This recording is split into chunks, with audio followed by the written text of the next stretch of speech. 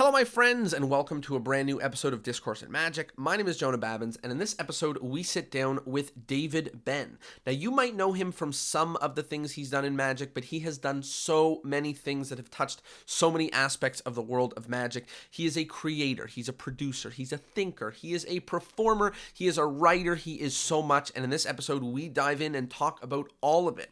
We talk about having an aesthetic eye for the world of Magic, we talk about producing shows, selling tickets, and learning how to do that. And at the very end, he makes a special announcement telling you about the Alan Slate Relief Fund being distributed through Magicana for Canadian magicians who are out of work. Canadian full-time magicians who are out of work due to the coronavirus. So if that is you, make sure to listen into the very end and hear a little bit about it, and make sure to apply.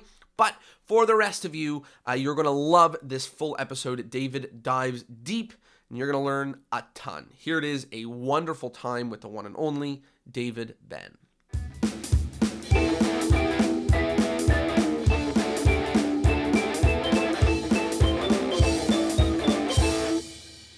Hello, my friends, and welcome to a brand new episode of Discourse in Magic. My name is Jonah Babbins, and we are here with the one and only David Benn. David, how are you? Fine. How are you? I'm doing well. We're in, as of the moment recording this, it is self-quarantine, work from home kind of days. But aside from doing a lot of show performing, I work from home anyways. So aside from the calendar being wiped, I'm pretty comfortable here at home. Well, now's the time. I actually thought about it, and I may still do this. If I just do some recordings. If you want to learn table pharaohs or shuffle work, now is the time. You know, I've been trying to turn some stuff on its head for magicians and say that as crazy as it sounds, and obviously this is not a positive situation, but there will come a time where we look back and we ask ourselves, what did you get done during the quarantine? And this is the time. Now's the time to get it done. So thankfully, I get to spend my time chatting with you and diving deep into the world of Magic. So let's get started, and let's start at the very beginning. How did you get started in Magic? How did Magic find you? I've told many different stories. So, at one point I was walking by the lake and I saw this wise wizard fall in, and I dove in and I saved his life, and he offered me either a pearl or a magic trick, and I took the trick, and ever since then I've been a magician. But most people don't believe that story. So then I moved to version 2, which is like many of my generation. It was really being exposed to Doug Henning on his television specials and his live shows. And, I'm a product of those early 70s. And then seeing really Vernon on a couple Canadian television programs, Canada After Dark, which was hosted by a guy named Paul Soles.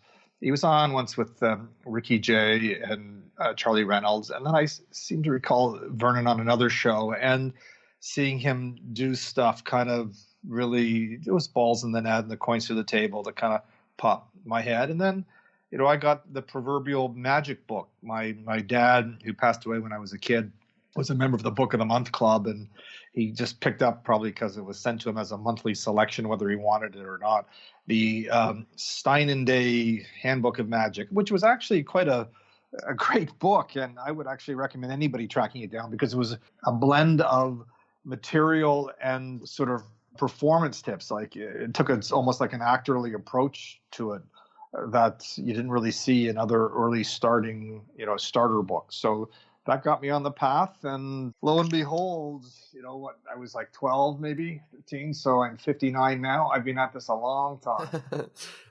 That's awesome that part of the role was watching people like Vernon on TV. You hear about a lot of magicians on Johnny Carson and how that was a turning point for a lot of the greats that we know now. But Vernon is one that I haven't heard a lot of people mention watching him on television. Well, he used to sort of pop in and out of Toronto, at one time when his sort of marriage was on the rocks in the late 50s, early 60s, and his mother died. He was actually going to move to Toronto and set up base here. So close. It was so close, but he went out to visit friends in LA, and he just never came back. So, but it was that close. So he was up in Toronto, quite a bit. And then the pivotal moment for me was really getting, it was a perfect storm. I acquired a copy of the The Magic and Methods of Ross Bertram, and I sort of believe that was a what everybody sort of did, and I just sort of dove in there, and then I got a job as a part timer at Morrissey Magic when I was in high school, shortly after my dad died, and then Ross came into the shop, and I met him then, and then Howard Lyons had this conference called the Ibidem event at the Oban Inn and Niagara on the Lake, and he invited me when I was pretty young. Not that I was that good, but he made Ross Bertram, who was in his 70s, and I was a teenager, my roommate. At one time, I went to there was a club in Toronto called the Society of Canadian Magicians, which was a sort of a renegade split off of the Hat and Rabbit Club. And some of your confreres will be pleased to know that there have been many split internal political strife and magic clubs, particularly in Toronto over the years. They used to hold their monthly meetings at a hotel called the Inn on the Park, and I went there and said I was still a kid, and I saw Howard, who was tall. I think he was about 6'3" or something like that. He had a cigar, always chomping on a cigar, and I went up to him and I said, Mr. Lyons, I understand you published this magazine called Ibidem. And he could have cut me off, and he said, I don't have any more of them. And he said, but I was wondering when you were going to ask, and I saved a set for you. And I got them from Howard. And so all that sort of happened, simultaneously. And before, Morrissey Magic, where I worked at, I used to go down to the arcade magic shop in Toronto. And, I was a real vinyl music guy, and music's a big part of my life. And I used to go down to, there was a ghetto of record stores in Toronto, quite famous, Sam the Record Man and A&M and a couple others. And so I used to go there on Saturdays, and then I would just go down a couple blocks and visit the arcade magic shop. So let's talk a little bit about the feel of Toronto during that time. Can you talk a little bit about some of what the Toronto magic scene looked like when you were up and coming in the world of magic here? Well, the Toronto magic scene, I've said many times that, Toronto, for a good chunk of the 20th century, was one of the top magic centers in the world, really. And, the first sort of magic shops, you're looking in the teens, 19, 15, 16, onward, with the arcade in its various sort of names. And that became sort of, a hub. And then you had certain, and there were magic clubs in Toronto at that time period as well. Toronto was sort of unrivaled, I believe, in the talent pool that it had, particularly through the 1940s, 50s, and 60s.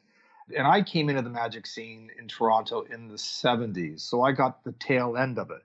But if you go down the roster of magicians who came out of Toronto or were in that broader network, people like Sid Lorraine from, the 1920s onwards, Ross Bertram, another generation, Johnny Giordamain, who had a magic counter at Eaton's, one time Simpsons, who literally inspired a generation of young people to come here.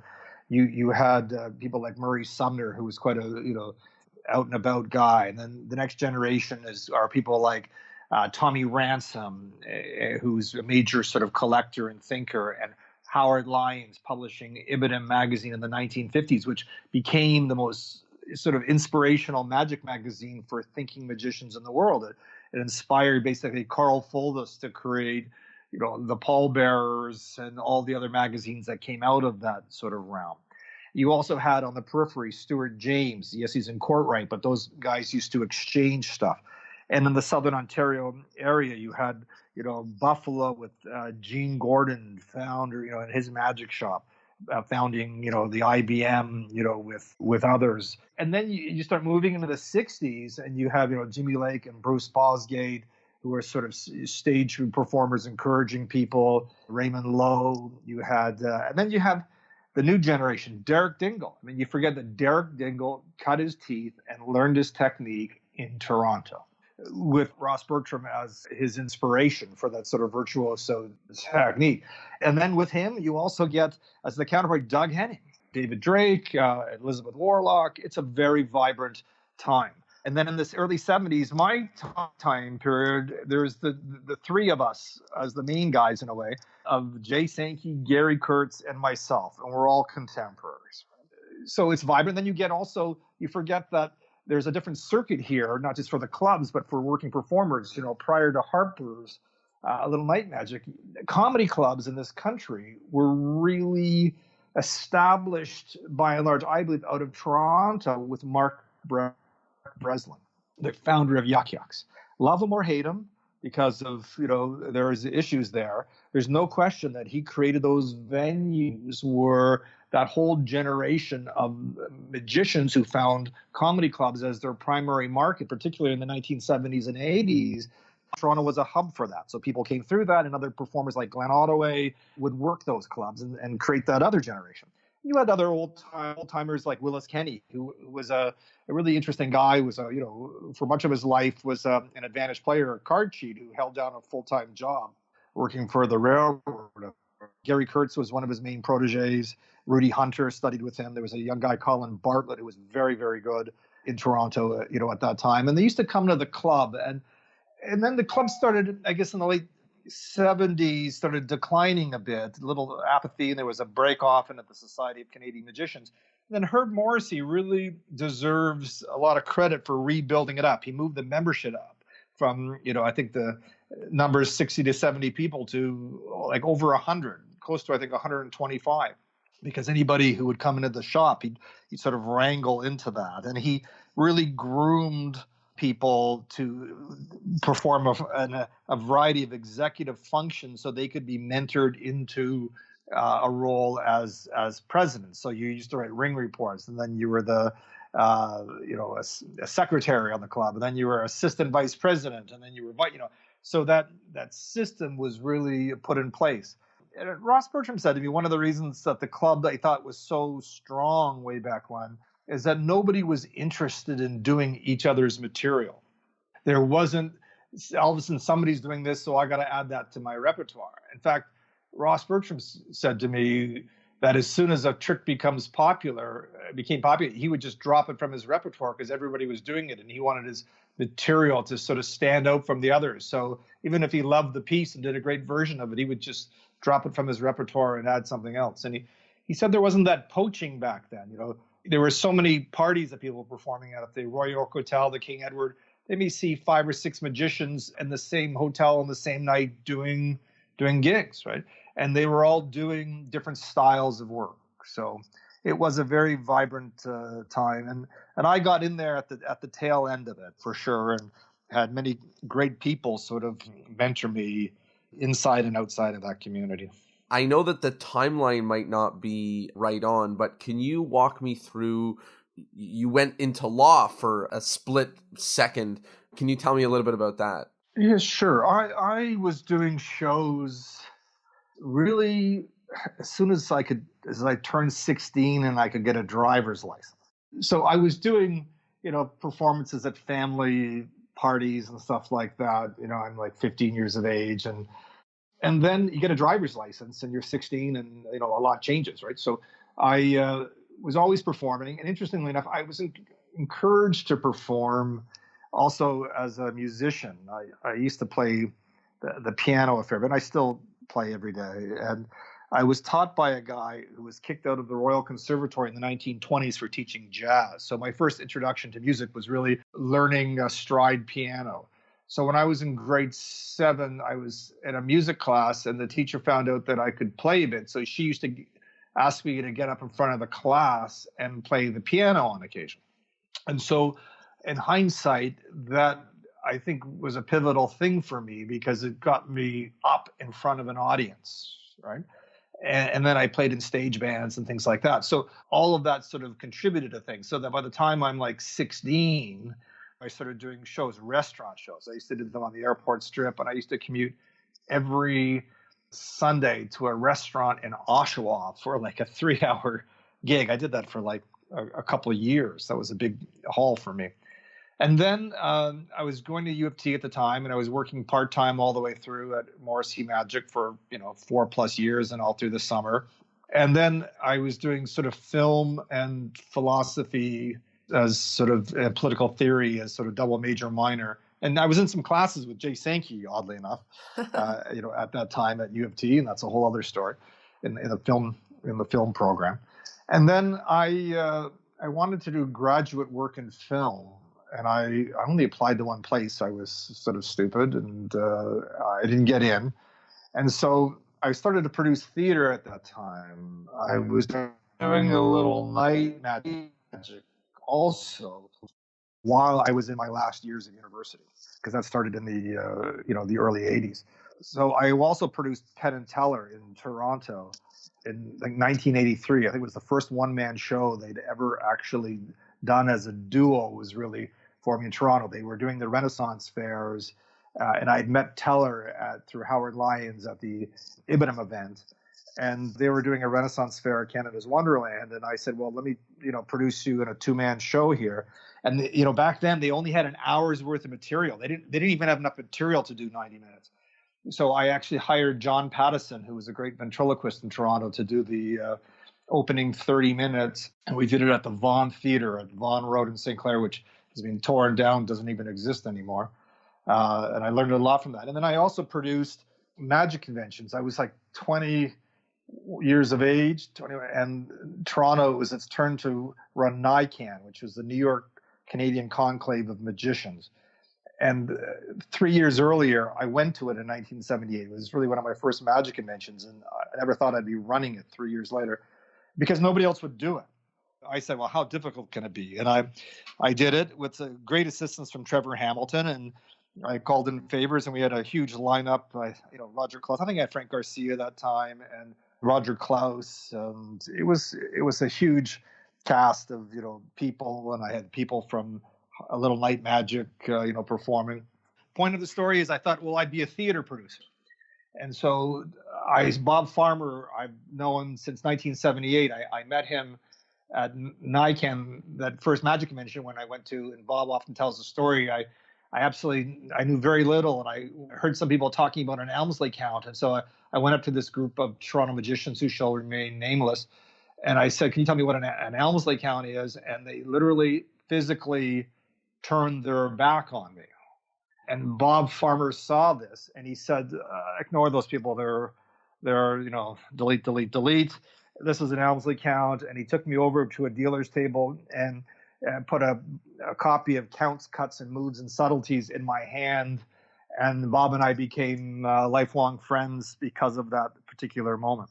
So I decided to go to law school because, my father, before he passed away, was a lawyer, and I thought there was some pressure there to do that. And so when I was there, I decided, well, I'll be a producer. And to learn everything with Bob's sort of guidance, he said, this is what a producer does. A producer basically acquires the intellectual property rights to something. So you need to know about copyright and those issues. And then the producer basically raises money. So you need to do that through limited partnership financings by and large. So you need to learn corporate law and securities law.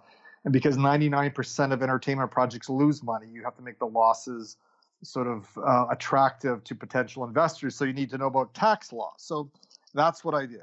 I studied intellectual property, corporate law, securities, tax, and I eventually So it was did a master's. You studied it like to help your magic producing.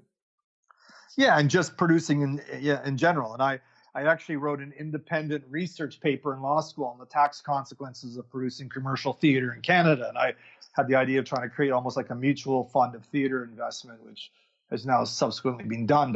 And then I went to London, England to do a master's, and I did it in those areas. I did it in intellectual property, in securities, international finance, which are very sophisticated financial transactions, and tax. And so I did that specifically so I could come back and produce.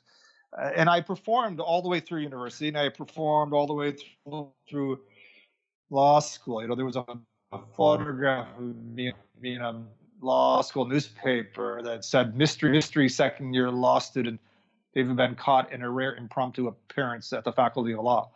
I learned from Bob that, certain professors, they just regurgitate what's in the textbook. And so those who did that, I didn't bother attending any of their classes. I just would maybe stop in every month or so to find out where they were in the book or talk to friends. and my time was better used doing other things. So I was still performing. I would commute. I lived in Toronto, but I had an apartment in Western and like in London, Ontario, but I commuted every weekend to do gigs in Toronto. And then when I went to London, England, I was also performing in England when I was over there. So I came back and I practiced. I was called to the bar. Ontario had a very rigorous sort of process where you had to do articles of clerkship for like a year at a law firm, which I did. And then I was called to the bar, 1989. And then I practiced for 9 months to get a taste of it. And then I said, that's it. I left with 2 small kids in the stable, and one 2 and one basically a newborn, to just do magic full time. What's interesting is that, the law was as a complement to what you were doing in the world of magic. And it almost seems like, many times the story of going to university and then giving it all up to do card tricks is a sharp turn.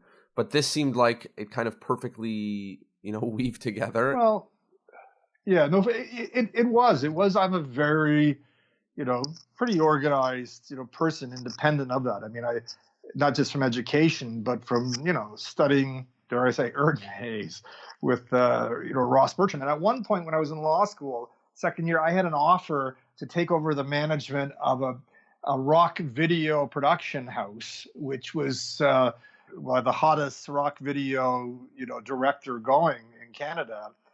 And that was a new genre back then. And I really thought about it hard. And Herb Morrissey also offered me a piece of Morrissey magic if I wanted to make that my sort of career. And it was finally Ross Bertrand who said something quite important to me when I was thinking about leaving law school. Here's a guy who basically dropped out of school at grade 7 because he had to help feed a family of his sisters and his mom because the dad abandoned them when he was young. So he had never had the chance for an education. And he said to me, you can't earn a degree by studying Erdnase. And that was code to say, you have this opportunity, get that education. And I used to say to people that anybody who can't perform magic and get a university degree at the same time does not have what it takes to become a professional magician. You just don't. It is so difficult to do magic. And I wrote about this in a program for Illuminato, to paraphrase.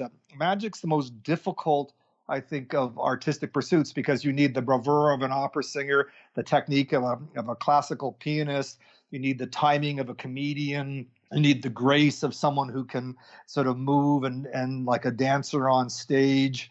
You have to be generally your own writer, set designer, lighting designer, and logistics manager. So all of those things make it very, very difficult to do that. So Vernon used to say, or maybe it was Francis Carlyle, that the greatest magicians have what is called a capacity for management, that you have to be able to manage multitasking is the order of the day for magicians. And if you can't learn to multitask while you're going to school and keeping up those, other responsibilities and doing shows and practicing, then you're not going to have the discipline, I think, to really make a career of it. And I was interested in a career. So even when I left law, I got tired of saying, oh, I was a lawyer, now he's a magician. And then I said, well, we might as well use that angle for a brief period of time. And it became the story, like I ran off to join the circus, right? I left law on October 31st, not because it's National Magic Day or, the death of Houdini, but, that I did it as a calculated thing. And the reason I left October 31st was because I wanted the time to prepare for the Christmas season because that's a major cash flow season. And I knew I had a database of 400 agents and event planners that I've worked with or knew of leading up to that particular point in time. I also knew that if I had the Christmas season, I could get through to the resort season, which is, there used to be, I'm not sure if it's still there, these resorts north of Toronto. And I did, at first, I was kind of afraid of doing larger audiences. And so Jeff and Tessa, who I've known for years, had me open up for them on one of the resort outings for the summer. that 8-inch platform and doing it consistently was a big breakthrough for me. And so I ended up doing that circuit 4 years, every Monday, Tuesday, Wednesday, Thursday night, the same resorts for 10 weeks. And the first year, I rented a cottage up in that area. And then after that, I commuted from Toronto every night with Sully, my, who ended up married, Julie. Sully, I went to U of T with, and we used to hang out. And he was my road guy and on stage guy. But just to finish off, so the law school gave me the ability to, Vernon's advice, if you want to succeed, his advice was learn to use a knife and fork. So I could charge more money because I could fit in because of my education, my use of a language, among other factors. So the university paid huge dividends. Yeah. It's perfect because it helps paint the picture of what this city looked like and also what the journey looked like. And that's something that I'm really passionate about in this podcast, is trying to paint the sometimes similar but sometimes very different journeys of magicians into doing this full time. And I really resonate with what you said, that, if you're struggling to get an education while you do card tricks on the side, then you're probably not going to thrive as a full-time magician. Not that the education itself may or may not matter. You could be in any degree, doing anything, but it has to do with being able to juggle multiple things and be able to sell yourself while you work on your art, while you practice, while you, have your mind in many places. And as I've become an entrepreneur and a magician and, a creator, producer, all this different stuff, it starts to become clear that not everyone is like that. You know what I mean? Many people want their simpler lives, or they want to, yeah, which is fine. Of course. People want to work on magic on the side to sometimes impress their friends and they go to work, and that's amazing, and they should. Yeah. Well, I've said this in print.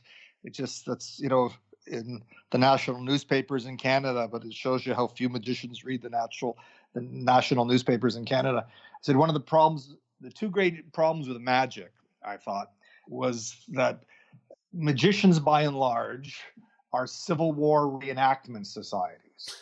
There's a movement of people get together and they wear Civil War costumes and they get out their weapons and they restage battles, and it's all fun. Well, that's what magicians do. By and large, magic conventions are Civil War reenactment societies. And I say that not to be derogatory, because frankly, I love the Civil War, but I make a clear distinction between what I do as a profession and my love for Civil War reenactments, right? And they don't necessarily overlap, right? And the other big secret I used to say was that the big secret in magic is that Ed Sullivan went off the air in 1972. Now, Ed Sullivan was the variety show that launched so many careers. The Beatles in North America, Fred Capps, Jay Marshall did it 17 times. If you did the Sullivan show, you basically got bookings. And so the problem is that magicians were preparing, material for their 6-minute spot on the Sullivan show. Still, in the 70s, 80s, 90s, with these convention acts, they're not going to get you a living. Now, it's interesting. Times have changed. They come full circle. Ed Sullivan is back in the way of America's Got Talent variety shows. Of course. I was just thinking about, magicians that are trying to get their Fool Us act ready so that they can, be full-time magicians. And that will do nothing for you. That will do nothing for them. It probably won't even give you a good promotional tape. In fact, one of the things I learned from looking at the historical record is no one trick will catapult you, or act will catapult you to fame and fortune. And the day you discard the notion that I've got something that nobody else has, or this is really great and this will make me, is the day you actually become a performer. And I go back, and maybe apocryphal, but to a guy like, Harry Blackstone, I get the sense he could lose all of his props, go out on stage in front of 1,000 people with a handkerchief and still entertain that crowd. It doesn't matter what you use. It's the other elements that do that. And I know people who did Letterman's Week of Magic, which was a big thing, And they were expecting that would make a big difference. And they didn't get a single call out of it. And the day you, as I said, you drop that notion, you're going to be better off. And on a marketing basis, the success for me was really, again, the historical record. And John Henry Anderson was known as the Wizard of the North, made and lost multiple fortunes. And I adopted what I called the John Henry Anderson School of Marketing Technique. He just pummeled the world with paper. If he met somebody, like a political figure did a trick for them on the street, reminiscent of Mullany, he'd send out almost like a press release. it didn't matter. And wherever he did, it was just a constant flow of stuff. So I developed a newsletter, news and reviews, that I used to send out to my database of 400 plus people. In fact, this is the other thing I learned from law school studying securities work. The way you have to sell yourself from a business, I believe, is you want to, first of all, diversify your revenue stream as a magician. So for me, that meant corporate parties at Christmas. I knew that I would do the resort circuit in the months of July and August. There's 10 weeks there. I knew that most corporate conference meetings and sales conferences were twice a year, in either like September, October, November, or oddly enough, January, February. And so everything was targeted to those areas. When I didn't want to do the resorts, Toronto had, watercraft in the harbor in the summer that used to have, parties. People would rent them out for 4 hours, companies, and you do these cruises. So I used to do a ton of those, at one time when I didn't want to do the resorts anymore. I was doing those harbor cruises.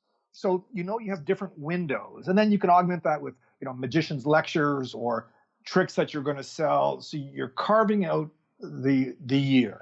And then if you get something like a Harper's or something else, well, that's a good base. Although I've often believed that restaurant work is a terrible way to generate business. People say, oh, it's exposure, man. The people who are going there to your table for their dinner, most of those places aren't going to be spending the kind of money required on a private entertainer to do it. So, but it can serve as a basis for logging time. One of the things I learned from Ross Bertram doing the table work is to work multiple tables simultaneously. Instead of it just being table to table, you would stand and corner 5 or 6 tables, and you could do a cards across from one group to the other, because you're getting social interaction. You're getting people to interact, which is part of it, but it's also you're learning how to work like a platform parlor room by default. I remember coaching one young guy in Toronto who was great technically with close-up and stuff, but I said, you're only going to make money if you can perform for larger groups, because their budgets are bigger, right? It's that basis. And so if you're nervous about that, start, instead of performing for one table at a time, standing and pulling 2 tables or 4 tables or things like that. So once I had that plan of, okay, that's how I'm dividing my year, and I learned in securities work in law school that when you're issuing a security, a company is just what's called a primary distribution of the product. And then there's a secondary market, a secondary distribution. So when a stock is being issued, they go to brokerage firms, who have a whole bunch of clients who can place product, and they sell those brokers that stock. And then the brokers then sell Joe Public in their individual portfolios to add stock to their portfolio. So it's a 2-stage process. Technically, those companies could sell directly to the public, but you get a bigger bang and a broader distribution by using those brokers. So at the time, with my list of 400 agents and event planners, those were my brokers. So I advertised to them. And if you look at how the market was, at least for me back then, I would have 5 agents in Toronto who would each give me maybe, let's say 5 gigs a year. 10 agents, 5 gigs. There's like potentially 50 gigs. And then the next 10 would give me, 2 gigs a year, right? And then then the rest would give me sporadically 1 or 2 gigs a year, right? Like if I'm lucky, like not consistently. So all of a sudden I had literally hundreds of other people talking about me or at least selling me to their end user. You need other people to talk about you. That means you have to give them a price break so that they make money, right?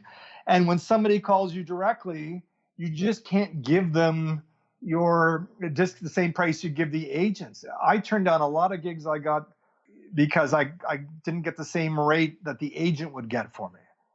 And that was tough at times. But if you want to build your price up, you have to maintain that pricing threshold. Otherwise it just sort of, disappears. You're going to have a tough go, right?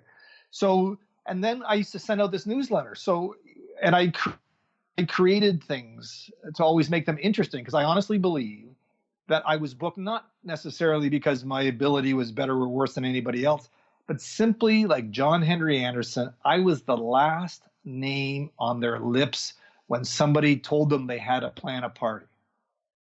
They throw out my flyer. It's in a waste paper basket. Their boss comes and says, "You're in charge of the Christmas party." And the guy goes, "Oh, yeah, geez, somebody sent me something. I'll pull it out of the basket." But you have to make this stuff interesting. So, Of course. One time I had an Animan, Animan and the Jinx sent out a subscription re-enrollment card one year that apparently said, if you want to resubscribe to the magazine, just think of your response and send the card back blank and I'll know who it's from, which is great, right? So I once sent out a newsletter that said, if you're, send back the card. If you're interested in me following it up, just send it back blank and I'll know who it's from and I'll follow up. And so, that was easy to do, much more than Animan, just, coding cards with invisible numbering system that I could then, make materialize. And then my best one, a farmer loved this one. I had a flyer that said, your worst nightmare, a dream come true, and how planning a party is a nightmare for most people. And I had a photograph from my film days of a still from Un Chien Bleu, or the Brunel Dali film, avant-garde film, where you see ants crawling across someone's hand, right? And what I included in each envelope was a bunch of plastic ants. And so when they opened the envelope, the ants fell on the table and they looked so realistic. I got more response to that. People barring me from sending stuff to the mailroom and others thinking that was the greatest thing going. But I did it religiously, all those envelopes on an ironing board with a paintbrush with some water so I could wet the seal. And anyway, that's my early business career in a nutshell. Let's change gears a little bit and talk about producing shows in Toronto. You produced many shows, and one of the things that I noticed or that stuck out to me when I was doing some research is that, now the popular show to be produced Toronto and everywhere is variety magic shows. That's kind of what we're seeing a lot of, but that's not the kind of things that you produce. Whether they were one-man shows featuring you or acts who you brought into town, they were acts doing their act, their 90 minutes or their hour, or it was you right, working, with few exceptions, of course, or it was you working alongside, directors and creators to put together a magic show that came for a run like a theater show might. So can you talk a little bit about your journey producing shows and maybe some of the things that you learned in that realm? The Conjurer, which was the show we created, which kind of launched my public career in this country, was a recreation of magic of a sort of a golden age at the Shaw Festival, which was a very prestigious, still is prestigious theater festival. It's taken me decades to describe what I do, and I can only say this with some degree of trepidation, that I view myself, I guess, as an artist. And I have so much respect for artists in other fields, painting, music, acting, that I've always been reluctant to say I'm an artist. I find it kind of embarrassing to say that. But my approach to things is that I'm interested in the creative process. And I've never been concerned, even though I've just told you all this business thing, I've never been concerned about actually making money. To me, that'll just be a byproduct. So what I mean by that is I've never picked my repertoire thinking that this will make money. I've only picked a repertoire I was interested in performing and believing that my interest in it could be communicated to others, and maybe some people would want to see that and buy a ticket to see that. So I've never tried to create a show or stage a show that I thought was driven for that commercial purpose. So that's one thing. So as a result of that, I'm not one for long runs in theaters. I've discovered I've done, 4-month runs and things like that. But after the first month or so, doing 8 shows a week, I'm kind of like, well, I kind of milked this one. I want to try something else.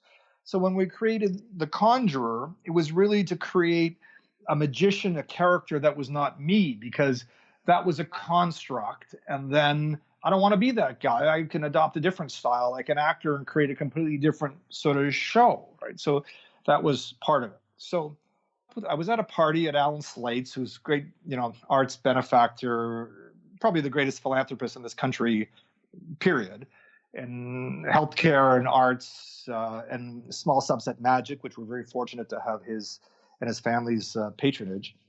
And there I met Patrick Watson. Now, this is the old Patrick Watson. There's now a new Patrick Watson. So the old Patrick Watson, who I worked with, was one of the great broadcasters in Canadian history as an on-air personality. Started doing a radio program when he was a kid, and eventually became chair of the CBC. But his program this hour has 7 days is legendary, and was satirized with This Hour is 22 Minutes. And Patrick also was the early creator of the format news show like 60 Minutes. That program, they basically took his ideas with his blessing and developed 60 Minutes in the States. So Patrick was this real icon. Patrick's now 90. I say there's a young Patrick Watson who's a musician out of Montreal, who's a really hot alternative young alt music guy. And the reason we know of his existence is the old Patrick Watson, who I'm still in touch with, is now getting letters from young people who want to sleep with him, thinking he's the young Patrick Watson. So we now know that there is a new Patrick Watson on the scene. So anyway, I met Patrick at this party, and he was performing, as was Alan and myself. Alan called it Dueling Magicians. And Patrick really surprised me because he was really, really good. He was a show pony, this Patrick Watson. I said that to him, and I said to him, I have an idea for a show. And I said, I can write magic like people write music, but I need someone to, and he finished the sentence, write the book, as in the musical book. And I said, yes. So we agreed to meet, and I rented a studio space at the Arts and Letters Club, which I was involved with at the time. And Patrick came there, and I just walked through in that studio space the vision I had for this show. And he was on board and really liked it. And I pitched the Shaw Festival, and they sent 2 people up to Toronto to have lunch with Patrick and myself. And I pitched the show over dinner to them. And they said, this is great. So time to meet Christopher Newton, who's the artistic director of the Shaw Festival. I could meet him over rehearsals, at a break in rehearsals, at a lunch at Niagara-on-the-Lake. And my expertise and selling stocks, that primary distribution versus secondary distribution, that's the model I adopted to sell this show. I rented a meeting space at the Prince of Wales Hotel, catered a lunch. I knew when Christopher had only that time for lunch, he would sit down. I brought a slideshow of posters of magic, because the Shaw Festival only produced shows written by Shaw or his contemporaries. So what I decided to do is to place magic in that time period as a reason to stage it at the festival. And so I had copies of magic magazines from that time period, like 1910, 20, showing all the magicians who were performing in theaters in London to show that this was part of Shaw's time frame. I performed some magic of that period for him over lunch with Neil Monroe, a director he brought, and Colleen Blake, the executive director of the festival. Patrick spoke a bit, and the words that sort of changed my life. Christopher said to me, we have this theater, the Royal George, and it's a vaudeville house. So it's a theater that was built to house these sorts of shows. So why don't you take a look at it? I said we would do that. But Christopher then said to me, after we did the whole pitch, he turned to his assistant and he said, pencil it in. And that changed my life. And so I went to see the Royal George Theater, and I said to Patrick, we never get the chance to perform a period show in a theater of the period. So let's just create a whole new show, which became The Conjurer. And it was through the Shaw Festival that I was given that support network of lighting designers, set designers, an Alexander coach, which is, if you don't know about Alexander technique, I think it's one of the pivotal things that will improve everyone's sleight of hand ability. So I met all those professionals, and I realized that there is no such thing as a one-man show. It is a team effort. And how that translated down the line is that with all my other shows, all our other shows, is that I now have a team of people that I work with, and I feel like I'm the old Rolling Stones, that I get an idea for an album, i.e. a show. I phone them up and I say, hey, I got this crazy idea for a show, and I'm thinking about, let's do a month's run or something here. And they say, oh, that sounds good. And I call our lighting designer, Bonnie Beecher, or others that we've worked with, and our stage manager, and Sully, Julie, the crew that has developed as a result of this. And I say, are you in? And they go, yeah, sounds like fun. And we then rent a studio space and we start the process and we do that run. And then that was kind of an interesting album. And then we'll do some other album down the line. So that's always been sort of my approach to doing, those shows. I would advise anyone, if from a business point of view, you have that vision. But the other thing I was going to mention, I'm a long distance runner. So I play well with others because I've always worked well with teams.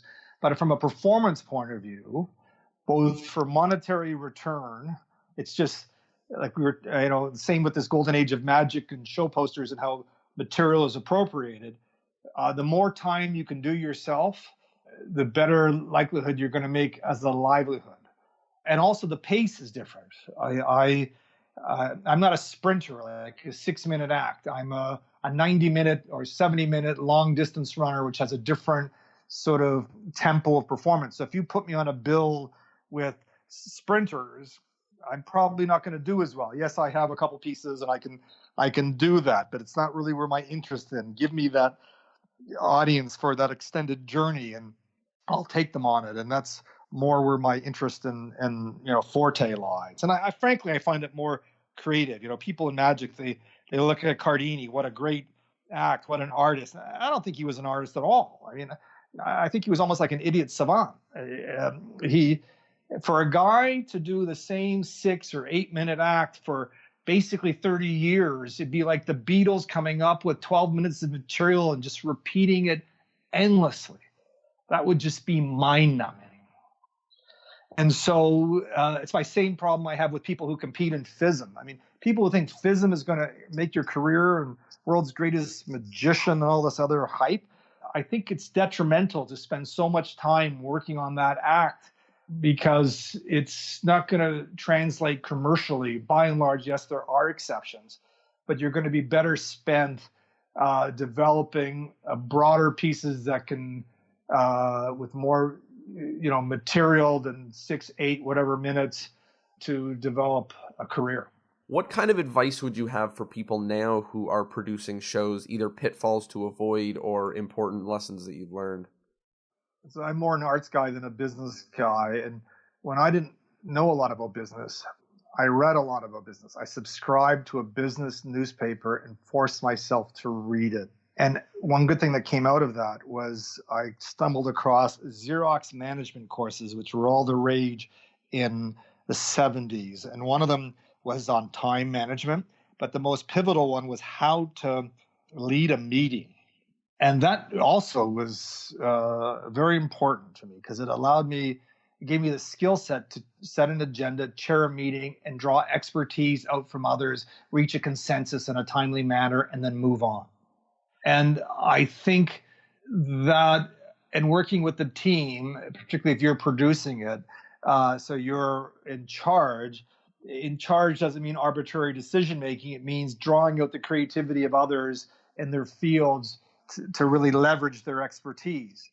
And part of that is learning how to draw that out and work with others in a group scene to solicit ideas, but also knowing when to determine consensus, make a decision, and then move on to the next point. Because I've seen too many things just get bogged down in endless sort of discussion with no real progress. So I say learn on a practical basis. Reading things about how to learn a meeting is very important. I also, from a producing point of view, there's only a couple books that have really been written on producing theater per se, and they may be a bit dated now, that who knows, and maybe they're updated. But one was, I think, by Donald Farber called Producing and Financing Theater. And I would recommend something like that, because even though a lot of it may be too technical from a legal financial point of view, it gives you a sense of the process about what's involved in staging these things. And then I'd also read a book on stage management. Basically, it's a course on stage management. And stage management is just not physically, managing the show or calling the show. It's supervising everything leading up to the production, from the rehearsals, the logistics, the personnel. And it also has, chapters on theater management with, reconciling box office and all of those things. So not only does it give you an insight of the process, but it was like me studying international finance in London. They were the most sophisticated financial transactions in the world. So just raising money for a little magic show was very simple. And so when you understand the process of how theaters work and how box office works and all these other avenues and theater and stage management, it makes you, I think, more professional to be able to speak the language of the theaters that may book you, and to also how to set up shows to attract, investment and support, to move forward. So those are just pure business things that you're not going to really read, nor should you, in a magic book. Let's talk a little bit about being a sort of historian, in the world of magic, writing. You've written works of your own, but you've also written books that really showcase other important magicians. And you seem to have, quite an obsession with some of the histories of magic, specific individuals. Do you want to talk a little bit about maybe why that's important, or why it's important to you?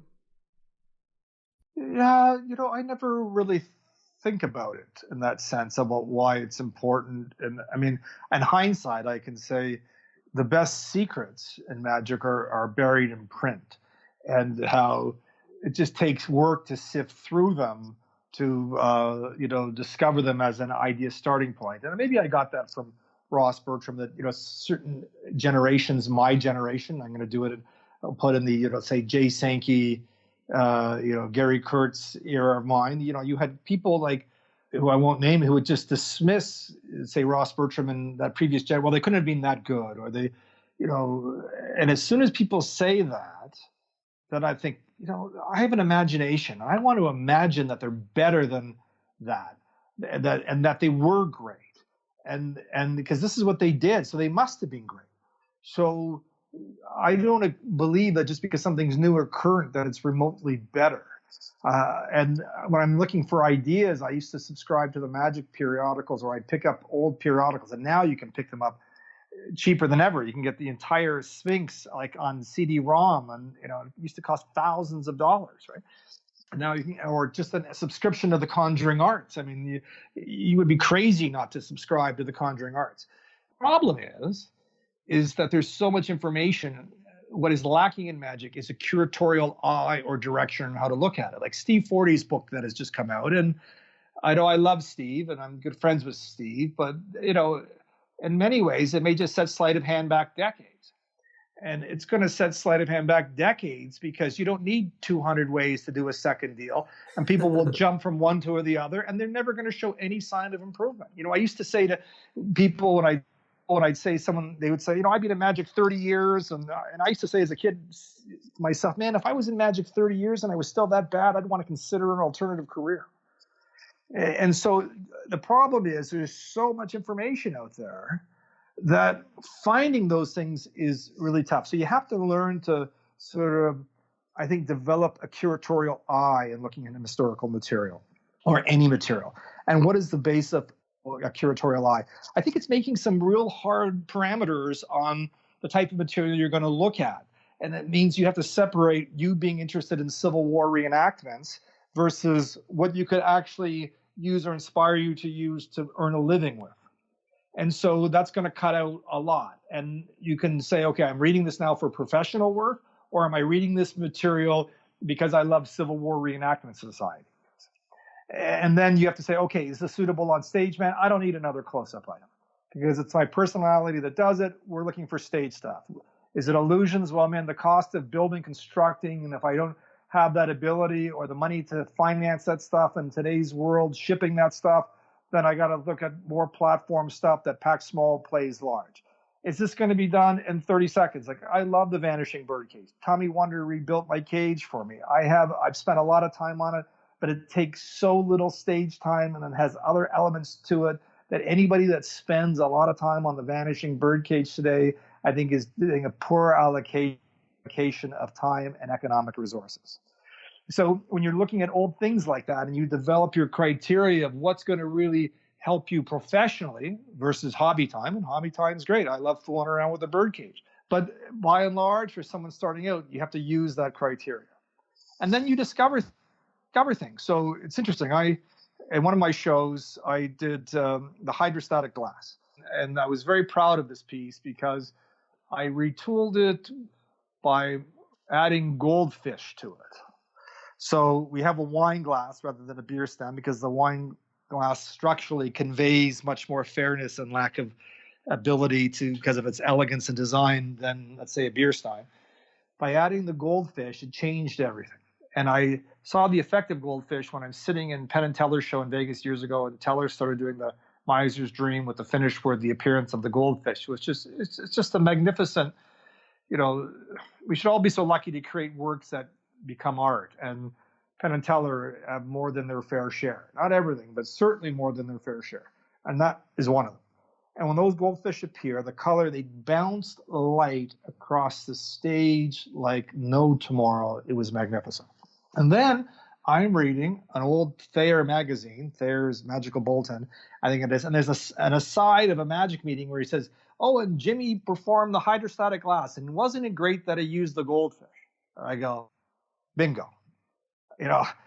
It's not my idea. Some guy did it at a magic meeting in LA, I don't know, 1910, whatever the date was. And I started experimenting with that. So that altered the construction of the entire piece. And so what happens is now when you pour goldfish from a tank, you ladle them in and you place it in that wine glass and you put that piece of paper over the wine glass and invert it, and you hold that glass by the stem upside down and you walk into the audience and they see those goldfish being held in there by a piece of paper. That is pretty amazing, and because there's life involved now. It's just not water falling out. You have life. And then when you remove that piece of paper and those goldfish are still swimming or suspended upside down in a glass of water that they can look up into, because they're not going to see the what's keeping them in there, because there's a bunch of goldfish swimming around there pulling light and focus. And then when you release them over the bowl and those goldfish tumble out, it's an entirely different level of piece. That's all from scouring the historical record as part of my work. But it's also because this is it was my full-time job. I mean, I would do, if I did 10 hours, 2,000 billable hours as a lawyer, I got to do 2,000 billable hours as a magician, right? And part of that billable time for me is the research, not my hobby research, my real research, and thinking, what is my vision? What do I want to do? And part of that in picking material, I like to say there's only two types of material. There are openers and closers. And I now realize that openers and closers are the exact same effect. What you open with, you can close with. And then the other thing are what Patrick Watson called palate cleansers. And palate cleansers are like a sorbet in between a multi-course meal that clear your palate for the next major piece. And I think magicians need palate cleansers. I learned this from Patrick, because if you just nail them over the head with something really incredible, particularly in a longer format show, they need a palate cleanser or they won't be able to digest and experience properly and re-engage in the next powerful piece. So I look for openers, closers, and taking them on that journey. And the other thing I learned from the Shaw Festival, and Christopher Newton, in fact, one of his other great pieces of advice to me was, by the way, he said, most magicians, when they start a show, they think they have to win their audience over in the first 30 seconds, and they do some razzmatazz to do that. He said, in the theater, you don't have to do that. He said, in the theater, you could, this is the example he used, you could submerge your head in a bucket of water and recite an opening monologue from Shakespeare for 4 or 5 minutes, and people would hang in there just to see where you're going with it. And as long as they know you're taking them on a journey, and they have confidence in you as that bus driver, they will follow you on that journey. And so that also changed my approach to things, particularly in a longer format thing that you don't have to just go, flash bang to get into something. Talk to me about the convention 31 Faces North and what it looked like at the time. It was a real who's who of magic, and talk to me about what that convention was like. 31 Faces North sort of Alan Slate and I sort of put this together because when I first met Alan when I was like a teenager, it was at Howard Lyons and Bob Wilde, who was a behind the scenes guy in magic, big, interesting guy. They had this 4-day event at the Oban Inn, a beautiful little inn at Niagara-on-the-Lake. And Howard's idea, his vision for a conference was 3 gourmet meals a day, an open bar, and hardly any scheduled events. You just hung around, had 3 great meals, and drank for 4 days.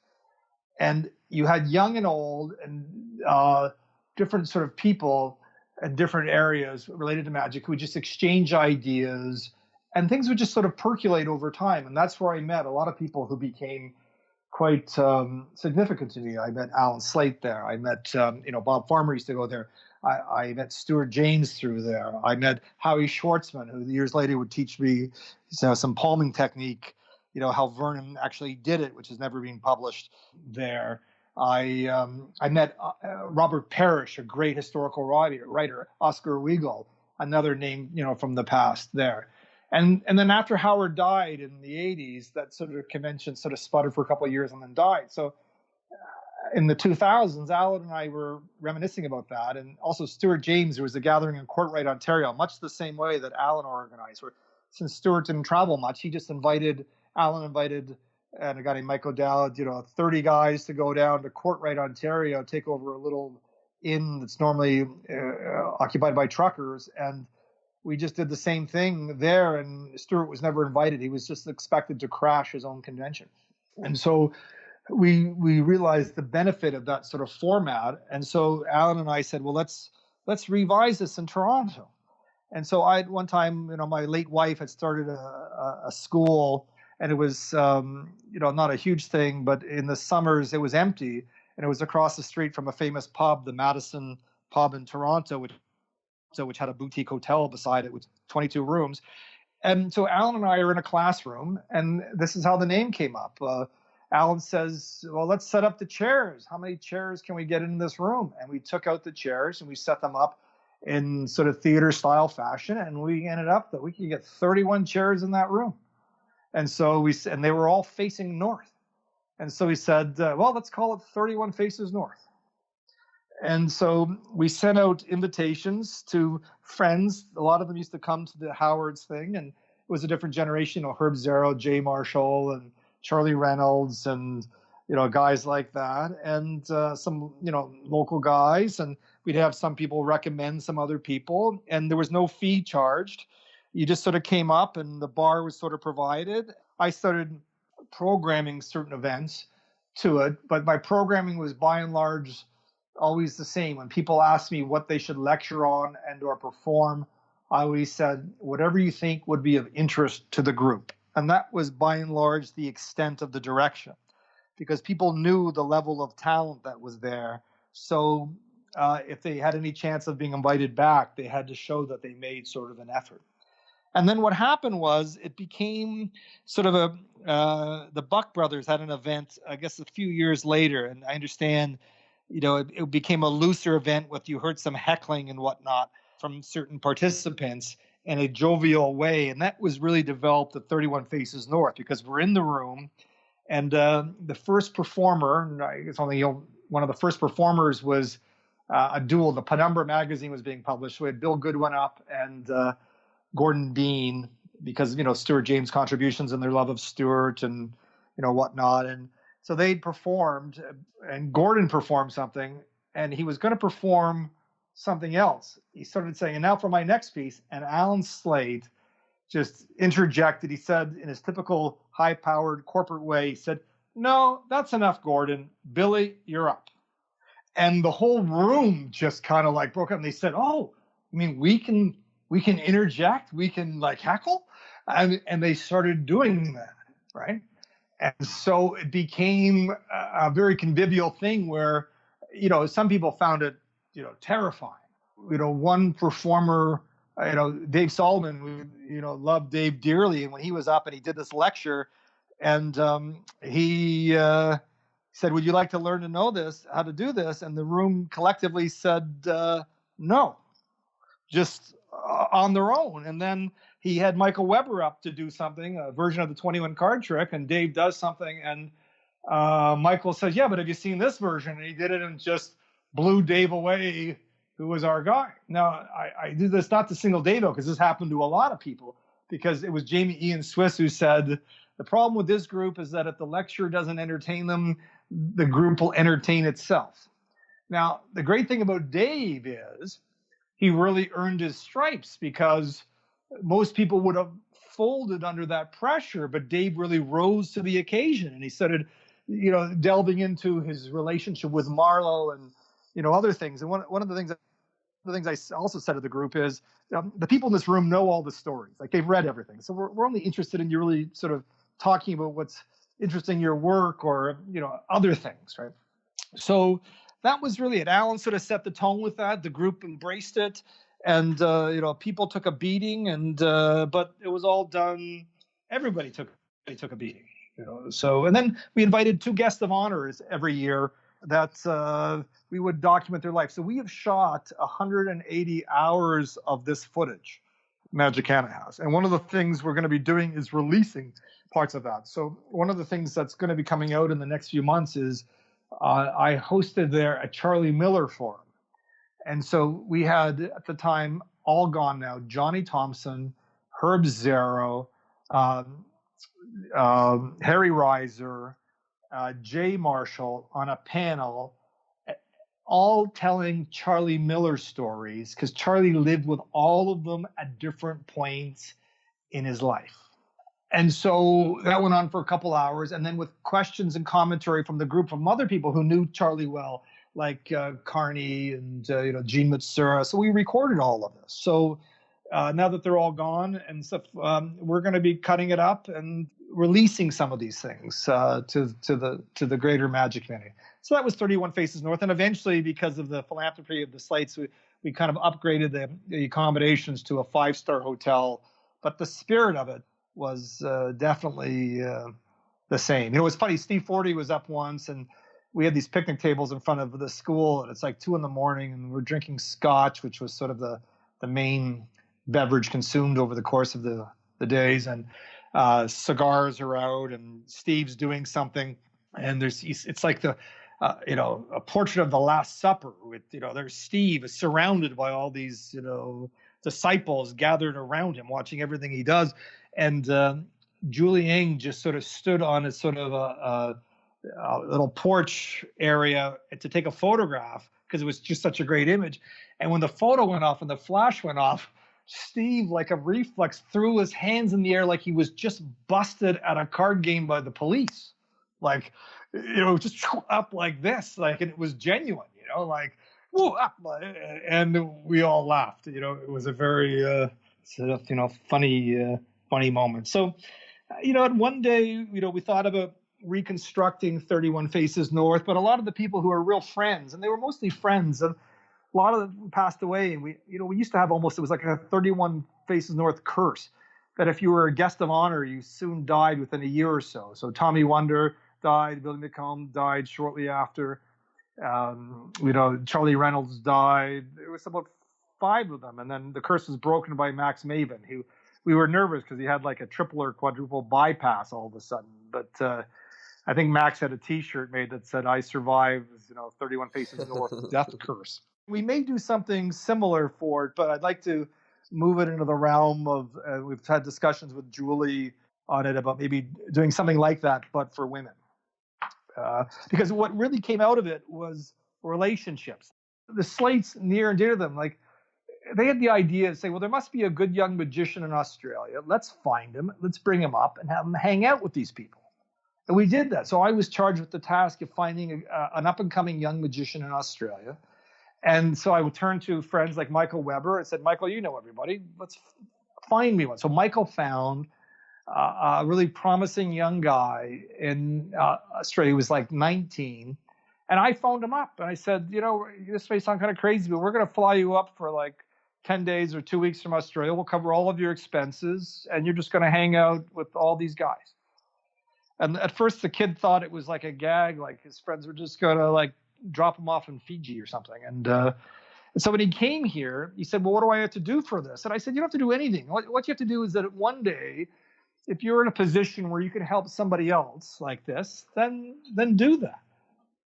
Otherwise, no charge.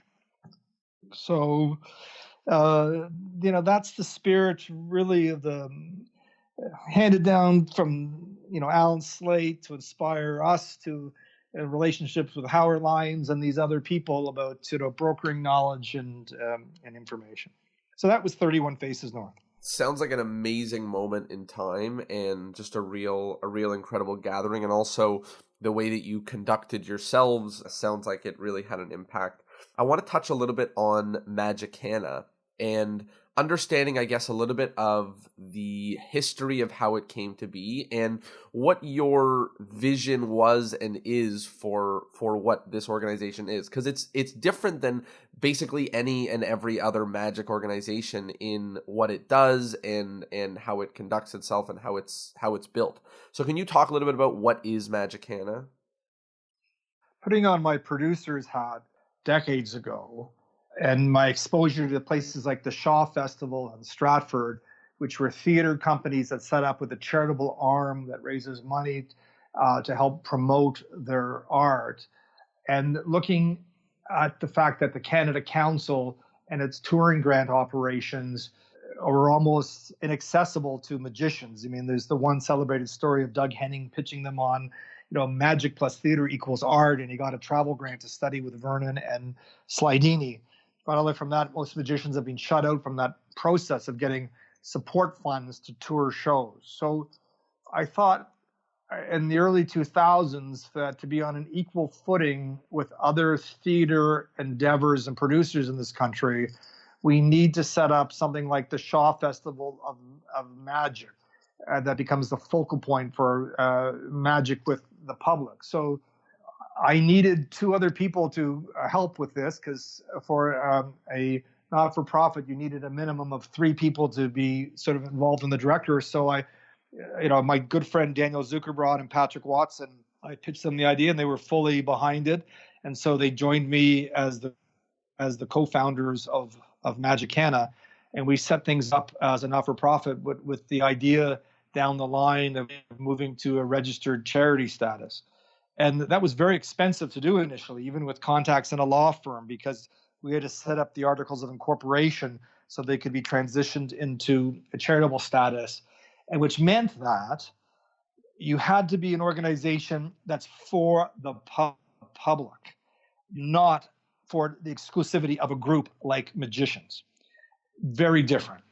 And so our mandate from the beginning has always been to explore and promote magic as a performing art for the public.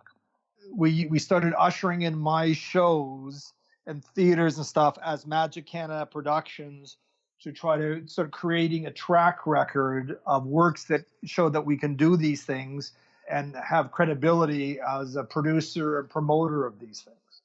So it started with that. And then there was a guy in Toronto named Tom Kneebone, who was a fantastic actor, musician, performer. And before Harper's Little Night Magic, and before the explosion of musical theater in Toronto in the 1980s, Toronto was a hotbed of dinner theater. There were a slew of them where people would go to clubs and have a dinner, and then they'd see like a 1 or 2 hander, like 1 or 2 people putting on a musical cabaret or some sort of show. And musical theater really took root here in the 80s when Cats came to Toronto, and someone like Alan Slate actually raised the money to bring Cats as a musical to Toronto. And that sort of changed the theater landscape of employing more craftspeople and actors and things like that. But before that, there were dinner theaters. And there was a famous dinner theater called the Theater in the Dell on Elm Street, which is now a Hasty Market. And when I was in high school in a Latin class, I had a teacher named Fred De Laurentiis. And it turns out his family owned Theater in the Dell. And Theater in the Dell was short for De Laurentiis. And he used to take our class down there, even though we were underage, and to sit and see these performers. And I saw Tom Nebo. And Tom Nebo, just such a great performer that he had a real indelible mark on me. So Tom set up something called Smile Theater, which was a vehicle to have performers like he and Dinah Christie and others go to seniors, immobile seniors residence where seniors couldn't get out, and he would stage musical theater shows like dinner theater cabaret in their space. And I said, we could do that with magic. So I had the idea of coming up with senior sorcery, and perhaps we can get some funding for that. And then Julie started doing, as part of a workshop she was doing, a community teaching magic session for a community center in Toronto. And I said to her, well, that's very, very good what you've done there. But, we got to think bigger. You could do that all over. And we could run it through Magicana, and I'll raise money for it. And we can employ lots of magicians to do this. So let's try to do that as part of the mandate. And so I applied to the Ontario Trillium Foundation, put a detailed lawyer-like proposal together, and I got funding at the max, $75,000 a year for 2 years and a third year at half funding to implement this program. And I hired Julie, Dave Peck, Bill Abbott to be full-time people doing, the hospital visits, the community visits. And my idea for the program, which Julie modified, was, unlike Project Magic, it wasn't learn to do tricks. It was to learn the theatrical experience of picking material, developing a character, learning the technique, doing a tech rehearsal, doing a dress rehearsal, during the show, during the wrap party. And to take them through that experience to develop self-esteem and self-confidence rather than just learning a trick. So that became My Magic Hands. And part of the program with My Magic Hands was, this was about 7 years after Magicana had been founded, you can't get endless funding from the government. You have to show other sources of funding. So I pitched Alan Slate on becoming the lead sponsor of this after the government money ran out. And then he did this. And so that helped us also usher in our charitable status because we applied for that. We could show track record with the government. We managed these funds. We're doing community work. And then everything sort of built, sort of organically from that, during shows, being asked to produce shows at Luminato, the arts festival, the Slate Awards, which we now distribute $50,000 a year to magicians doing interesting work around the world, was developed because a dear friend, Jack Rabinovich of the Slates, and myself set up the Giller Awards, one of the great literary awards in the world.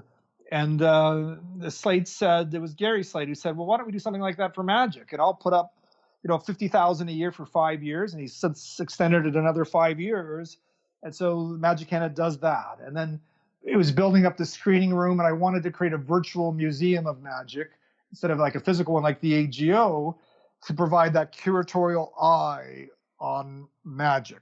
So we started doing online exhibitions related to things, the cups and balls, the work of Ross Bertram, others, and then Pat Lyons, because of my relationship with Pat and Howard. When she passed away, she left her estate to Magicana with me as an executor to say, just do projects that we think that Howard and her would have loved to help promote magic. So we've implemented, the screening room really came out of that, and the Lions then came out of that. So we use funds out of that to invest in that, and we have a great board of directors. It's just not.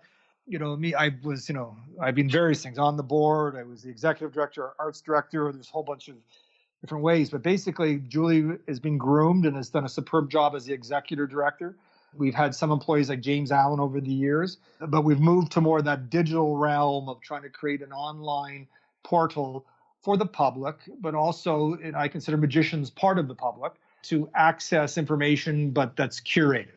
And with the screening room, we put a bid on and acquired the McElhaney Video Collection, which is one of the largest collections of magic video content, film content in the world. And it's a long process because it wasn't stored under optimal conditions. So we're digitizing it and cleaning it up. And rather than just put it on wholesale, which people just come and take it, and we're not sure it really serves a great purpose, we're starting to cut out chunks of it to start developing Julie's idea, video blogs that draw our resources of photographs and ephemera and video content to do curated segments that sort of point people in direction to learn more about magic. It's an amazing organization that has obviously helped me, benefited me, as well as other magicians, just different ways that it's really plugged in and helped the community.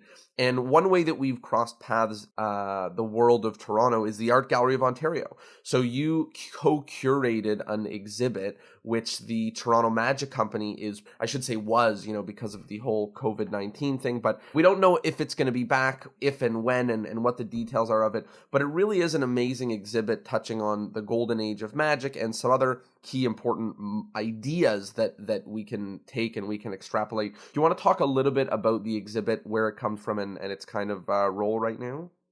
Well, the exhibit consists of basically 50 plus posters and some ephemera drawn from what's called the Alan Slate collection at the McCord Museum in Montreal. And how this took place is that several years ago, as I said, the Slate family, it sounds like a broken record, but they really are the most incredible philanthropists in this country. Alan Slate has always loved magic. He started performing when he was a teenager, and he's maintained that love all the way through, and he's now, late 80s.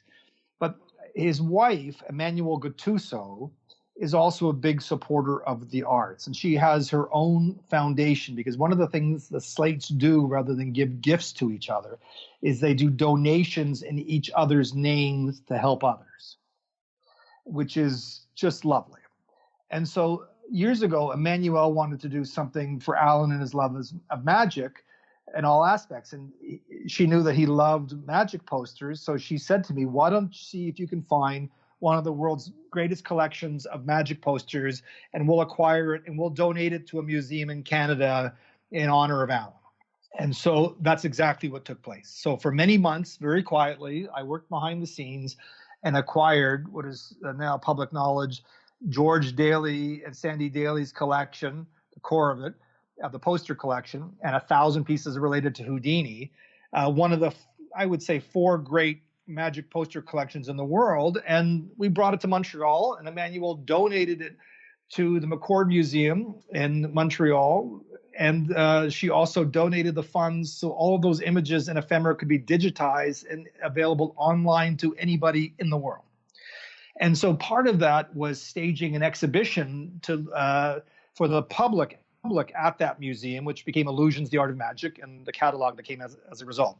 Well, Emmanuelle, who sponsors the great things in the arts, some of the principal dancers at the National Ballet, she commissioned the first new full ballet in Canada with the Petit Prince a few years ago. She's involved with the Art Gallery in Ontario, and she suggested to the Art Gallery, well, this exhibition deserves to come to Toronto. And so they looked at it, and I met with Julian Cox, and we really were quite simpatico and really sort of hit it off. And before you know it, it's penciled in, with the opportunity to work with Julian and the great team at the Art Gallery of Ontario to reshape the exhibition that originally was staged in Montreal. And it's interesting in the AGO exhibition how times have changed even in a few short years, because one of the things that the AGO does is that in addition to having a broad survey of posters from the golden age of magic, it allowed me to draw historical comparisons to back then and today. And 3 core issues came to mind.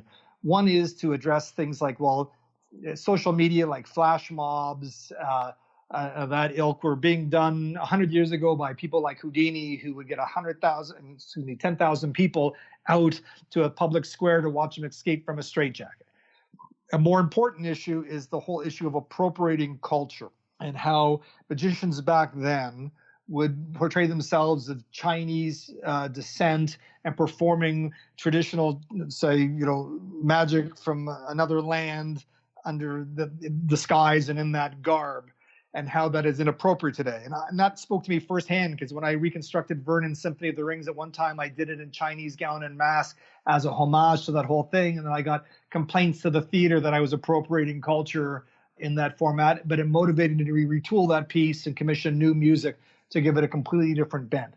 And the third thing the AGO exhibit does is address, in a preliminary sense, women in magic. Were there women in magic? Why aren't there more women in magic? And that entails how are secrets disseminated and how has mentorship worked and that whole issue. And so that, because of how times change, we're allowed to explore those issues in the context of a major museum exhibition. And thanks again to the Slate Family Foundation, they said to us we'd like performances of magicians there. And the Slates always support emerging talent, both in the music industry through Slate Music and now through magic. So they said, Gary said, well, I'll give some funds if it's devoted to younger magicians performing them and performing there, and hence the involvement of the Toronto Magic Company. So that's how the exhibition came to be. Whether it will ever be staged again, probably not for a while, because these are works on paper. And as a result of being works on paper, they can only be subdued to so much light for concentrated periods of time. And then they have to be put away until such time as that they can be safely put on display again. But the good news is, if you do miss the exhibition, the catalog is fantastic. And you can also visit the McCord Museum and start going through Houdini scrapbooks and also viewing the bulk of these posters as they're being digitized online. Before we touch on, I know you had a very big announcement, which I'm excited to share. Before we touch on that, I'd love to just talk a little bit, very briefly, about aesthetic and taste in the world of magic, because I think, aesthetic is not something that can be taught in a way that a trick can be taught, and neither can taste. But those are kind of things that define a lot of the decisions that you make, and a lot of what interests you, and a lot of how you move down your path through the world of magic. Do you want to touch a little bit about developing aesthetic and taste and that artistic lens? I would advise anybody who wants to develop an aesthetic eye or that sense of taste, they have to look beyond the magic world, because the magic world has very little of it in any area, in my opinion. Magicians keep on saying about the art of magic, the art of magic. I don't think magic's an art at all. I mean, I think it's a craft, and it can be learned. And in the hands of an artist, it can be an art, but it is not ipso facto an art form. But the things that create art forms are fairly well defined. And even things like, say, painting wasn't really recognized as its own art form until, just hundreds of years ago. It hasn't been from, all time that everybody regarded painting as an art form. If you start reading about aesthetics, and to my mind, where my head is currently at, is the whole concept of aesthetic emotion. And that's hard to describe in a nutshell, but if you Google aesthetic emotion and start reading about that, you will see how magic clearly can fall within its ambit if it's presented sort of properly. So aesthetic emotion is really a term coined by a guy named Clive Bell and with an assist by a guy named Roger Fry, who were art critics.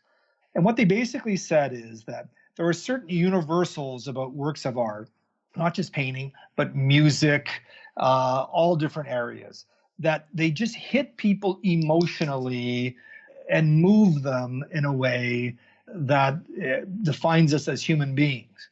You've seen that when you can see a movie that sort of brings you to tears. And magicians talk about you need an emotional hook. Well, the emotional hook is not meeting a guy, a one-armed gambler in Tijuana, or seeing snow for the first time at an upper New York state as a child.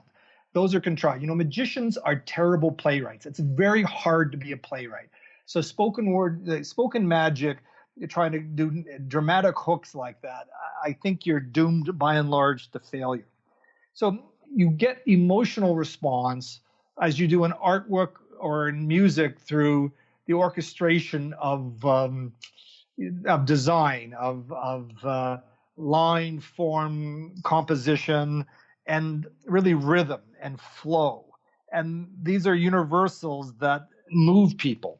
And there's different types of aesthetic. Kitsch is aesthetic motion. Terror, horror movies, raises an aesthetic emotion of fear. Well, wonder is an aesthetic emotion.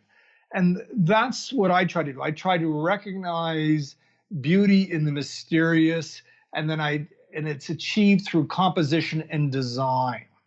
And my big thing these days is not a sense of, this whole neuroscience approach to magic. I think it's just all like nonsense. And I think there's a real disservice on people worrying about fooling people because it engages an intellectual relationship with the audience as opposed to an emotional one. When if you read sort of Roger Fry and you look at how people visually interpret things, they do things instinctively, and it's you want to get people on an instinctive basis looking at material rather than an analytical basis, because it's an instinctive basis that will lead to emotion in magic and performance. And so the big thing for me that I took away in university studying semiotics is that everything is really a series of signs and their meaning. Everything has a connotation and a denotation. And so the classic example in film is the cowboy with the white hat. Well, the hat signifies, it is a hat, but the white hat signifies that he's a good guy. And so audiences read those symbols and they instinctively draw conclusions from that. Well, in magic, that's what we do. We order signs and we lay them with meaning so that people can interpret them to their disadvantage and to our advantage. And I really see a lot of that in gambling work. So when you're looking at a false shuffle, when you see or hear cards weave, the denotation is, well, the cards are woven. But the connotation is they're mixed and there's a randomness to the order, which we know may not be true. And when I first read a description of Vernon in the 1940s that was used in his brochure by a writer for the New Yorker, who basically said, to paraphrase, Vernon leads the spectator's mind step by step, so they, make conclusions in their own mind that lead to their own demise, right? And a properly constructed magic trick is laying out signs with meaning that allow the spectator instinctively to defeat themselves. And that's how illusion and wonder are created. And when you combine that with composition of organizing blocks and flow and using space, like I think a stand-up microphone is one of the worst things that you can use in magic. And I think when I read books like Maximum Entertainment, maybe there's some good things in there, but I think basically the material, if I may be so bold, on a personal basis, is just wrong. Because things like stand-up microphones are just going to anchor you to a spot. And by anchoring you to a spot, you don't use the stage and the various areas of it that are being known historically to have different meanings of intensity or relaxation and flow. And so magic, to get that aesthetic emotion, requires you to think about, that beauty, that thing that you sense, that you see in that magic trick. They say that great painters like David Milne would sometimes search for 2 hours to find a spot that just struck him emotionally. And what he's trying to do is capture that same emotion on a canvas so that when you, as the viewer, can read those signs and sort of experience that same emotion that he felt. And I think that's where I said I select material that moves me, and you try to communicate that to your audience. That's what you're trying to do. And I'm trying to do it by reorganizing those signs, and I'm trying to create works with texture.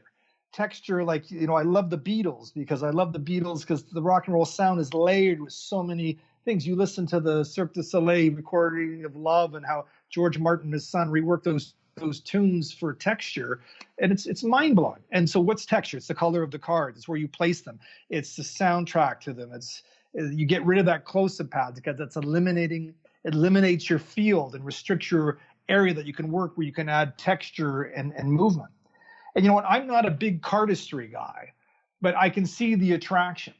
And it's like Shin Lim. I'm not a big fan of his work, but what I admire is that I believe what he communicates is aesthetic emotion, this type of aesthetic emotion that he experienced playing a classical repertoire. And that's what he's communicating. It's not the tricks, and it's not the table and whatever artifices he's using. The reason he was successful is because he taps and communicates aesthetic emotion. That's what resonates with people. And as far as cardistry goes, to me, the key to it is the rhythmic flow and movement of the cards. It's not the dexterity that attracts people, maybe initially, but it's the rhythm and flow of it. So, and that comes back into sort of aesthetic emotion and composition of blocks of movement that actually appeal to people historically in significance. So this is a new field. I'm sort of a one-man band here, but that's okay. As they used to say about Stuart James, he's in his own little world, but it's okay because they know him. I feel, the same, and I encourage people to think about that, but to explore other areas. What can you learn about art and music? I'd like to think that, I'm a sleight of hand guy, and it's a different branch of magic. And I think for sleight of hand, a big help for me was studying the piano as a multi-voiced instrument. Unless you can split blowing into a mouthpiece, or however some people have done it. If you're a trumpet player, it's a single line, single voice instrument. But working on multiple voices, two hands simultaneously working as a whole, but independently in that capacity for management, I encourage magicians to think of the magic they perform as a multi-voiced instrument. You have your hands, you have your voice, you have movement, and all of these are voices that you must orchestrate and compose to create a work that has texture and resonates emotionally with your audience, and not because of some pithy pattern line. And you don't have to do it in a day. Ross Bertram said to me when I was spending a lot of time with him as a young guy, he said, never forget, we're all given the same amount of time. And that's a lifetime. Now, your lifetime may be 3 weeks, it may be 6 decades, but it's doing something throughout the course of your lifetime that you will achieve results, and both personally and professionally. And I believe that to be true. And Ross also said to me, audiences can tell quality.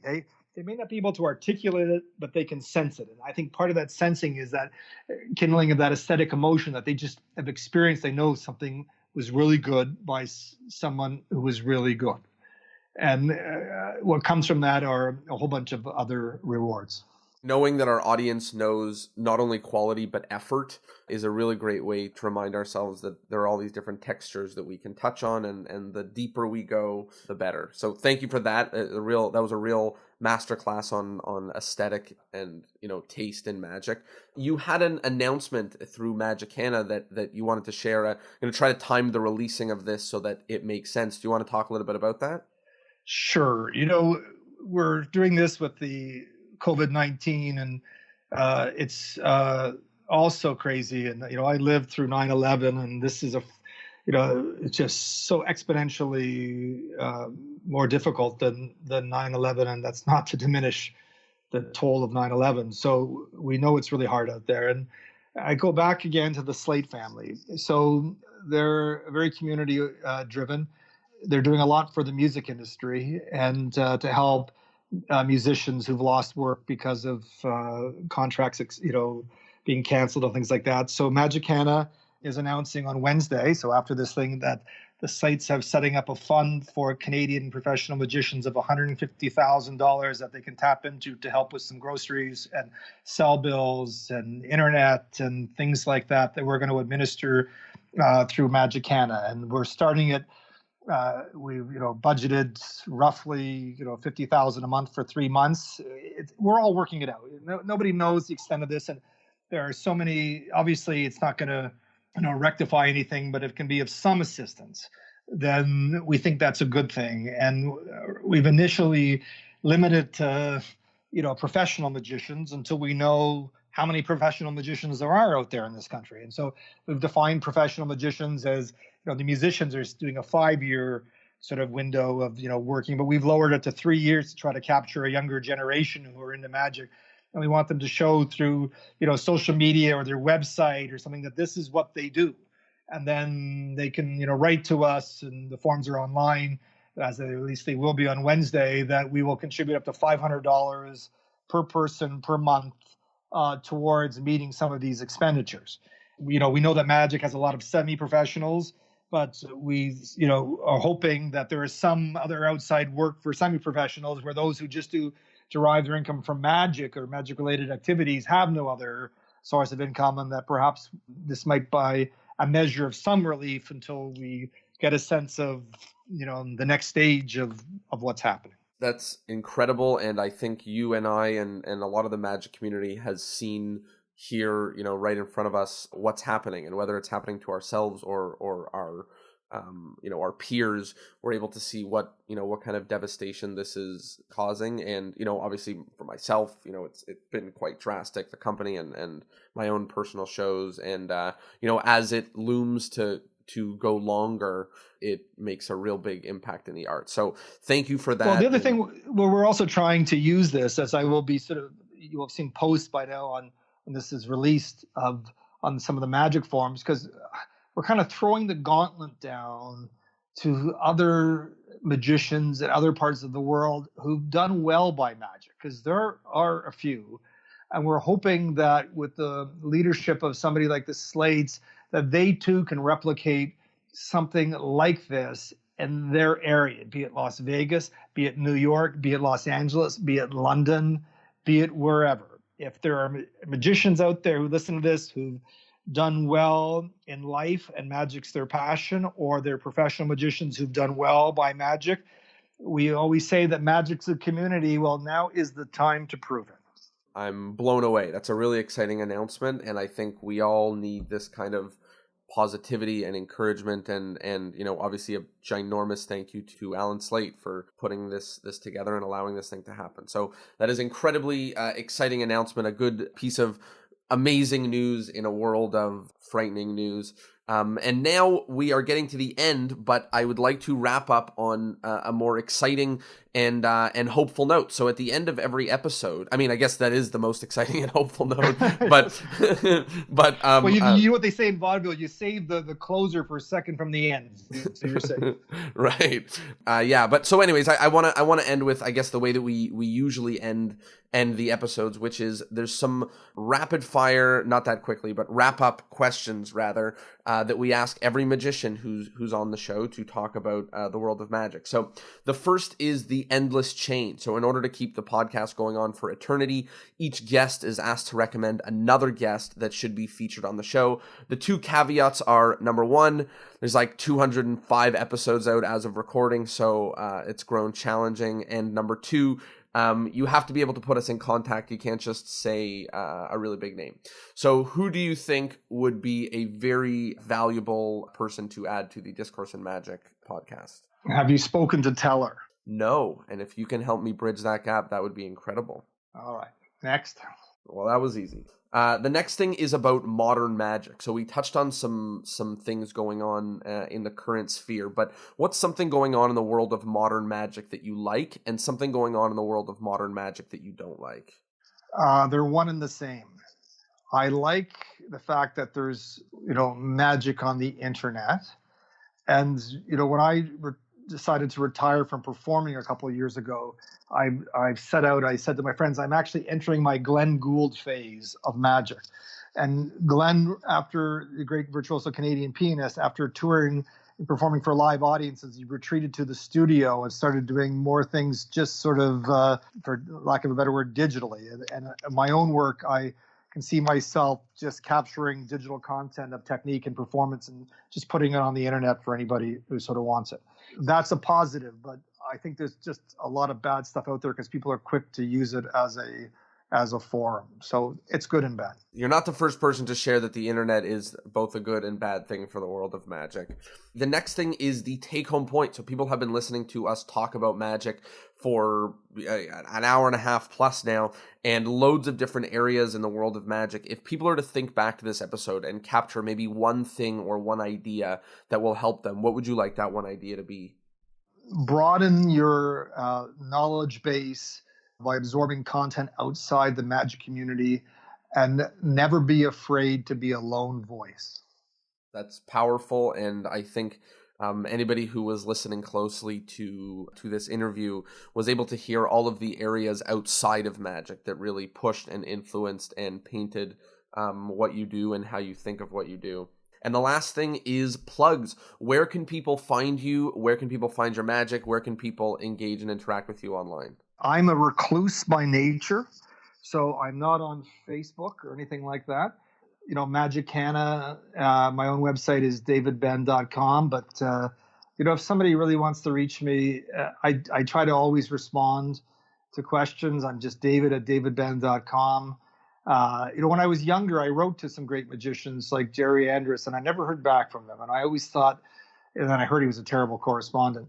And I thought, oh, I would never, be like that. Well, it turns out I am like that. Sometimes I do try to respond, but what happens is it's the old Mark Twain thing that I wrote you, what is it, a long letter because the short one was too difficult. And so I feel that sometimes when I get asked certain questions, it's too hard to write it. And so I put it in my get to pile. And sometimes my get to pile is like a year stacked up. But if somebody asks me something, I do try to respond. But as I said, I don't perform much anymore. I'm into right. I've got so many book projects to finish. I have to finish Verne Volume 2, my Ernest, trilogy. I've got a graphic novel hopefully coming out next year related to Houdini. It's just a different part of my career. I've been at it a long time. I've performed for, almost 40 years, and I've done pretty well all those things I wanted to do there. So I figure the next decade of my life is more sort of writing and shaping Magicana in a digital footprint. So. Well, thank you for not only this interview, but thank you for everything that you've done for Toronto, through Magicana and to help magicians all across the globe. It's incredibly powerful. And it's amazing that you're literally in my backyard. Like a 10-minute drive away is Magicana and all of these amazing stuff happening here in Toronto. So I'm proud. Well, you guys deserve credit. I mean, the magic's coming in Toronto and ebbs and flows, and you guys are certainly at the forefront of making it vibrant again. And you're exactly what I think magic sort of needed in this city and is needed around the world. It works in generations, and you're the next generation coming up. So I think it's good for Toronto. It's good for magic. So good work. Thank you for the kind words, and thank you for this interview. And of course, a big thank you to everybody who listened and learned a lot about the world of magic, aesthetics, law, producing, history, writing, everything. Thanks for being here. We will see you all next Thursday. Peace.